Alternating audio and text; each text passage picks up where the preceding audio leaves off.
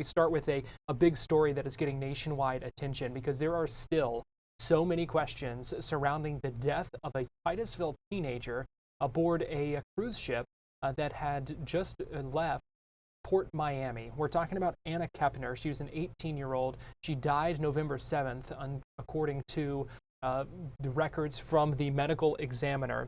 And we still don't know at this point what the cause of death was. That has not yet been released. And so still a lot of questions and still a lot of questions for family as well, trying to figure out what exactly happened here. Fox 35's Esther Bower spoke earlier with Jamie Barnett. She is with the International Cruise Victims Organization. She actually lost her daughter, Ashley Barnett, who died on a cruise ship back in 2006.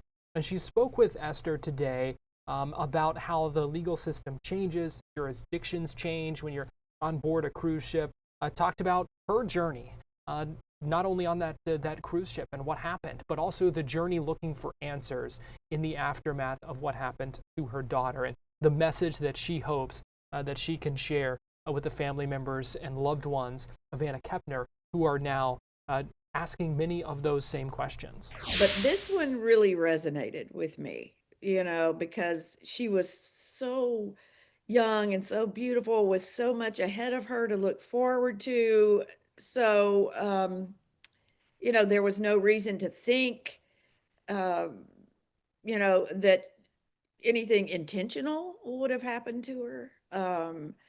And indeed, we still don't. So, but we don't know what did, and that's what makes it so tragic. And the other thing that I think of when I think of this family in particular, probably because I identify with it so closely, is I know what hurdles this family is going to have to jump through.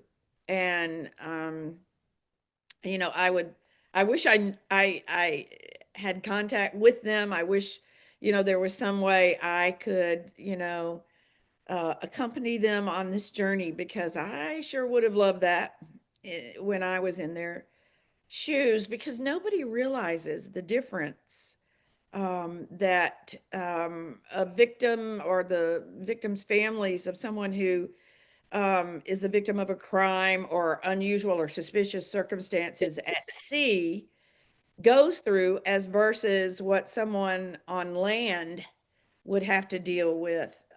It's a world of difference, and people don't realize it. Yeah, so talk with us about that. What are the hurdles, this family, you quite frankly are still facing when you pass away or are a victim of a crime on a cruise ship?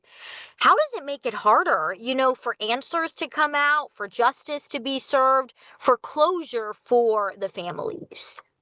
Well, there are a million different ways that it's complicated, and reasons that it's complicated. To begin with, when if you buy your ticket for a cruise as an American in America, you go to a port in America and you get on that ship there, you travel, you come back to an American port. You think, rightfully so, that as an American, the laws that protect you, that keep you safe, that influence that cruise ship are going with you when you go on that cruise, but they don't. And that's because of two reasons. One is that ship is flagged in a foreign country. It's not flagged in an American. It's not an American registered vessel. It'll be a vessel, probably Carnival, most likely registered in Panama. So those are the laws they go by. There's no independent police on a cruise ship that's going to investigate thoroughly and as a well-trained group of dedicated uh, police to seeing that your best interests are met and that this crime is solved. You've got people that are employed by the cruise line that are heading up this investigation. So doesn't that seem like a conflict of interest to you right there?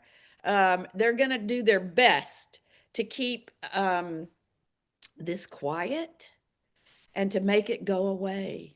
because bad publicity is the worst thing a cruise line can encounter. It's not a lawsuit, it's not a million other things, but bad PR hurts them. And to think, I mean, just look at what the Amy Bradley Netflix special has done. Raised awareness like nothing else we've ever seen in these 20 years, as hard as we've worked. That show alerted so many people to, oh my God, things like that really happen to people. And they do. That's the thing. For some people, even watching that show, they're like, oh, but that would never happen to me. That happens to other people, but not me. But you know what? It happens to a lot of other people, not necessarily exactly what happened to Amy or exactly what happened to Anna or Ashley, but there are so many different scenarios. We've got story after story after story that's just tragic. And as I understand with, Ashley's story, which is similar to Anna's story with the FBI being involved, FBI, quote, taking the lead in this investigation. The FBI doing that, which I believe is common practice in these cruise ship investigations, that doesn't really give you any kind of, okay, we have the best investigators in our country taking this over. We're going to get answers, because you still don't have answers. And the FBI was leading the investigation for your daughter, too.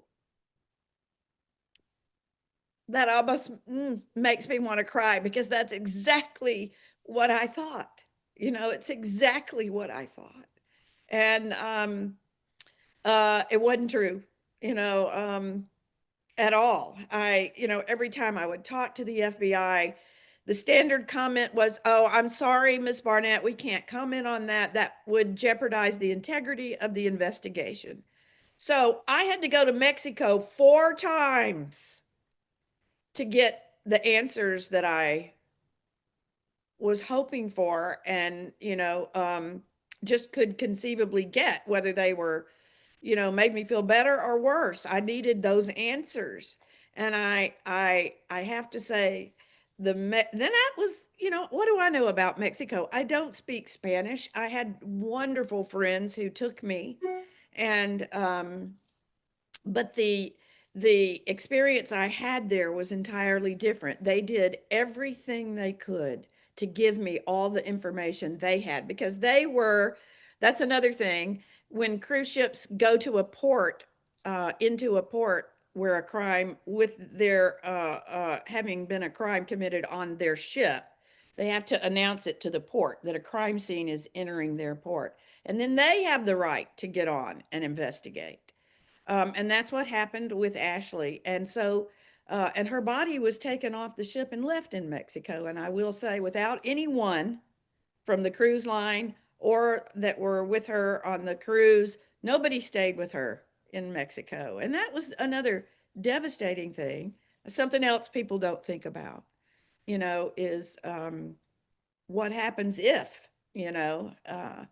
and that's horrific. And that's something I've been trying to fight in Congress as well, is that if a person should die on board a cruise ship, they have morgues, because people do die on a cruise, that they be allowed to remain on the ship until they come back to the United States, because that's a huge hurdle there to jump once they've been, autopsied or handled in any way by a foreign country.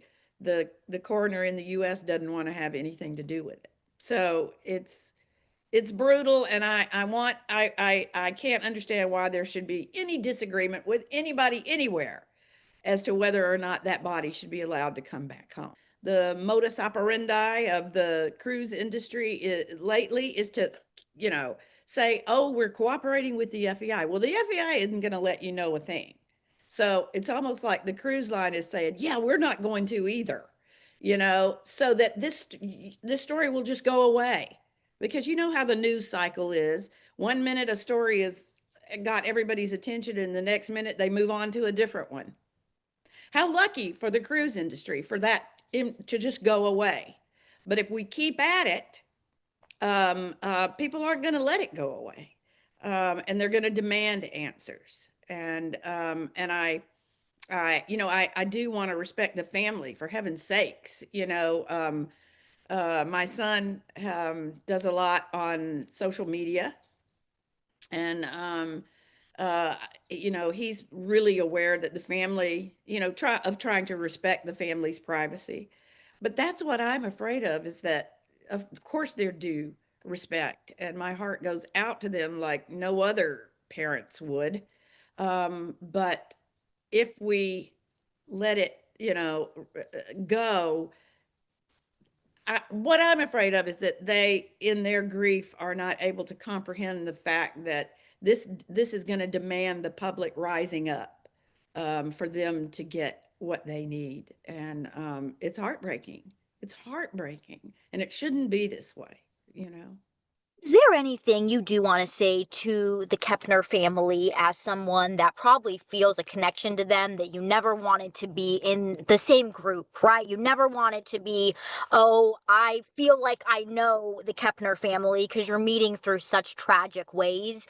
But anything you just want to say to them, any advice, any awareness, you are supporting them if you can, just anything you personally want to say to them.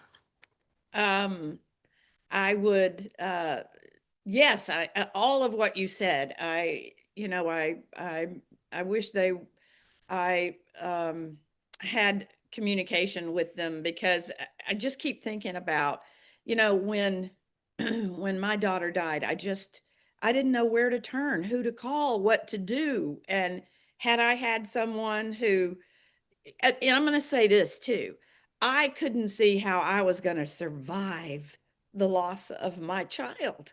I never, I didn't know anybody who had, and that was standing upright and still functioning. And I would have loved to have known that you could do that, because I just couldn't see how anybody could survive that. I'm just saying, I'll be happy to be a shoulder that you need, going through this, because it's brutal, and I just can't get them out of my head. And I would love to hear from them.